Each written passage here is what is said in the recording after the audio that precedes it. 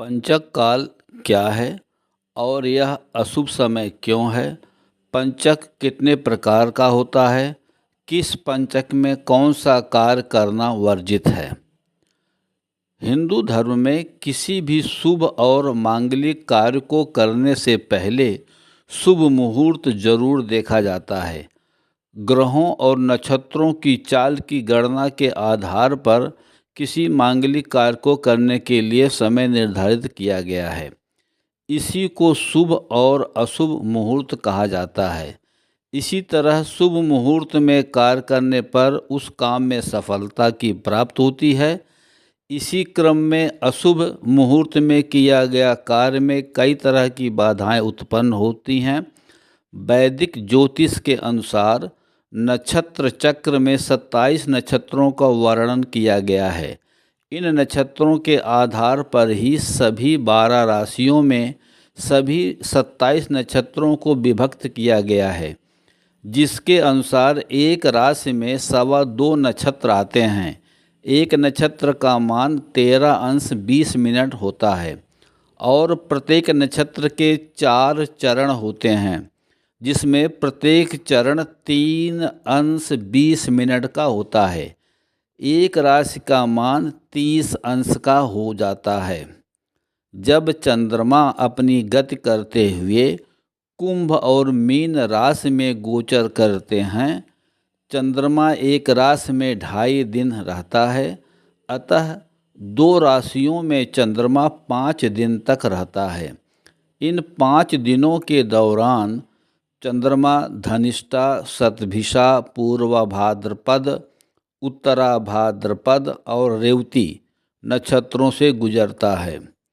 ये पांचों नक्षत्र कई कार्यों को करने के लिए अशुभ माने जाते हैं। इस कारण ये पांचों दिन पंचक अशुभ काल कहा जाता है। पंचक काल हर माह 5 दिन के लिए आता है। पंचक के समय कोई भी शुभ कार्य करना वर्जित है, परंतु कुछ कार्य ऐसे भी हैं जिनके करने पर पाबंदी नहीं है। ऐसी मान्यता है कि पंचक काल में कोई कार्य हो तो 5 बार उसकी आवृत्ति होती है। इसलिए इस समय में किए गए कोई भी कार्य अशुभ नतीजे देते हैं। इस समय किए गए कार्य एक बार में पूरे नहीं होते हैं। विवाह, मुंडन जैसे मंगल कार्यों को पंचक के समय करने की मनाही है। इसलिए हर वर्ष पंचक काल की तिथि और समय की गणना की जाती है। पंचक नक्षत्र और इनके प्रभाव। धनिष्ठा नक्षत्र में अग्नि का भय रहता है। इस काल में अग्नि से उत्पन्न किसी दुर्घटना की आशंका बनी रहती है। शतभिषा नक्षत्र में कलह, क्लेश और शारीरिक कष्ट का योग बनता है। पूर्व भाद्रपद में रोग का योग बनता है। उत्तरा भाद्रपद नक्षत्र में जुर्माना या किसी शुल्क के भुगतान का योग बनता है। रेवती नक्षत्र में धन हानि का योग बनता है। इस काल में मनुष्य को धन संबंधित परेशानियों से गुजरना पड़ सकता है। पंचक के प्रभाव से कैसे बचें? पंचक काल के दौरान यात्राएं करना अच्छा नहीं माना जाता। खासकर दक्षिण दिशा की यात्रा करने से दुर्घटना और धन हानि का भय रहता है। परंतु अगर दक्षिण दिशा में जाना आवश्यक है तो आप हनुमान जी को फल का भोग लगाकर उनकी पूजा करें, फिर आगे बढ़ें। इससे आपकी यात्रा में पंचक काल का दोष कम हो जाता है। पंचक काल के समय अगर किसी की मृत्यु हो जाती है तो इसके प्रभाव से बचने के लिए 100 के साथ 5 पुतले बनाकर अर्थी पर रखे जाते हैं। यह पुतले आटे के या कुश के बने होते हैं। इन 5 पुतलों का अर्थी में शव के साथ ही पूरे विधि के साथ अंतिम संस्कार किया जाता है, जिससे कि पंचक दोष समाप्त होता है। मान्यता है कि पंचक काल में किसी की मृत्यु होने से उनके परिवार में अन्य 5 लोगों को भी मृत्यु हो जाती है।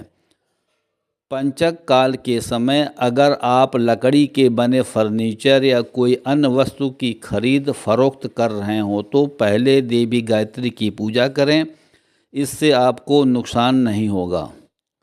घर की छत का निर्माण कार्य अगर आवश्यक है तो मज़दूरों को काम पर लगाने से पहले उन्हें मीठा खिलाएं।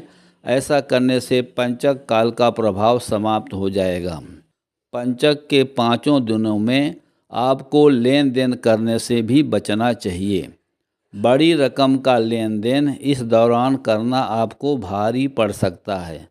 धन का निवेश करने से भी आपको घाटा हो सकता है। खासकर चोर पंचक, शुक्रवार से शुरू होने वाले पंचक के दौरान तो आपको धन से जुड़े मामले को लेकर बेहद सतर्क रहना चाहिए। इस समय काल में जमीन, घर आदि की खरीदारी और बिक्री करने से भी बचें। पंचक के प्रकार। पंचक दिन से आरंभ होने के कारण उस दिन पर निर्भर करते हैं जिससे वे शुरू होते हैं। इसलिए 7 दिन के नाम पर पंचक 7 प्रकार के होते हैं, जिनमें अलग अलग कार्यों के लिए शुभ अशुभ फल मिलते हैं। सोमवार, बुधवार और गुरुवार से शुरू होने वाले पंचकों को दोष मुक्त माना जाता है। वहीं रविवार, मंगलवार, शुक्रवार और शनिवार से शुरू होने वाले पंचकों को अशुभ माना जाता है। रोग पंचक। रविवार के दिन से शुरू होने वाले पंचक को रोग पंचक कहा जाता है। इस पंचक के बुरे प्रभाव से आपको मानसिक परेशानियां आ सकती हैं। इस दौरान किसी भी तरह का शुभ कार्य नहीं करना चाहिए। राजपंचक। सोमवार के दिन से शुरू होने वाले पंचक को राजपंचक कहा जाता है।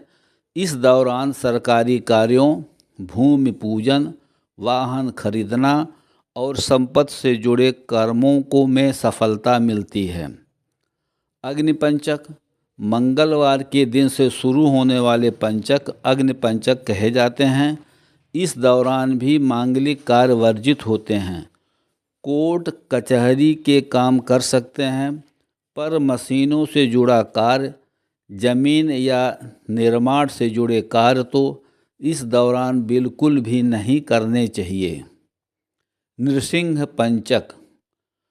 बुधवार के दिन से शुरू होने वाले पंचक को नृसिंह पंचक कहा जाता है। यह पंचक शुभ माना जाता है।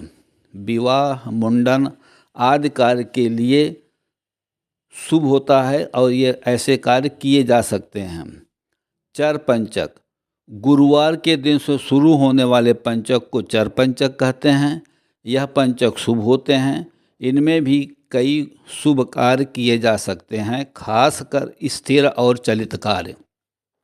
चोर पंचक। शुक्रवार के दिन से शुरू होने वाले पंचक को चोर पंचक कहा जाता है। चोर पंचक के दौरान यात्रा, लेन देन और व्यापार वर्जित है। धन हानि और धोखे की संभावना बनी रहती है। मृत्यु पंचक। शनिवार से शुरू होने वाले पंचक को मृत्यु पंचक कहा जाता है। इस दौरान किसी भी तरह का रिस्क आपको नहीं उठाना चाहिए। प्रिय दोस्तों, नमस्कार। मुझे आशा है कि मेरी यह लेटेस्ट पब्लिश्ड वीडियो आप सबको बहुत पसंद आई है। अतः घर में बैठकर इस वीडियो का आनंद लेने के बाद मेरे प्रयास को काइंडली लाइक और कमेंट्स करें तथा अपने नियरेस्ट एंड डियरेस्ट को शेयर करें।